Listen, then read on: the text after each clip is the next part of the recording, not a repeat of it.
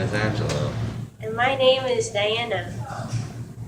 Although since 2002, there has been an increase in people taking AP classes, and there has also been an increase in people failing these classes.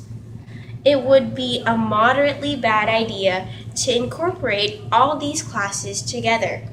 This would force the difficulty of an AP honors course while being easy enough to teach a CP student. Along with the combination of the improved difficulty, still, several students wouldn't comply with the improved difficulty of normal classes now when many are already failing the lowest level of classes.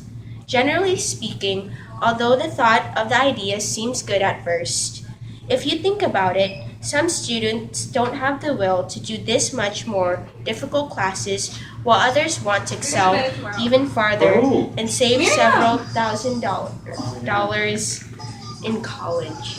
A class with the difficulty of an AP/honors course, along with a CP course, would be simply too difficult for those in only CP classes. Basically, in order to accommodate for the difficulty of the harder classes, one must either force testing to be done prior to getting into said high school, or force students to be more serious about their work.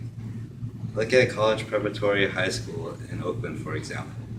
To get into this school, you must test into it, but the classes there are that of the topic we are discussing now. Because of these combined classes, the students there tend to be getting into more prestigious schools. Although this may be, testing is actually very difficult to come up with, and students might not even comply with the test. Because of this lack of compliance, several students who aren't as proactive with their studies will just not go to the school and go to a different school instead. Not every student wants to deal with different classes that are normal for the school. Based on our school in general, several people are either lazy or unwilling to do these difficult classes. This being said, a much lower amount of people would be in the school. Only people willing to do these classes would be left, and everyone else would most likely go to a different school instead. This is still a good idea nonetheless because of a few reasons. This idea does bring up a few good points. On the other hand. You would happen to have an easier time choosing classes. However, it is at the price of having a wide assortment of classes. This would exclude classes that are able to save you tons of money.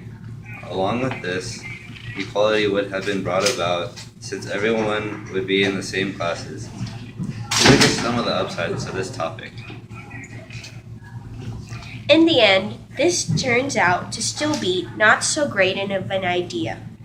People could possibly not come into compliance or not even have the mental capacity to handle these advanced classes. On the other hand, some pros come about like ease in choosing classes along with equality for all students. Imagine in the future if this were to actually happen. Would kids actually improve in both intelligence and test scores?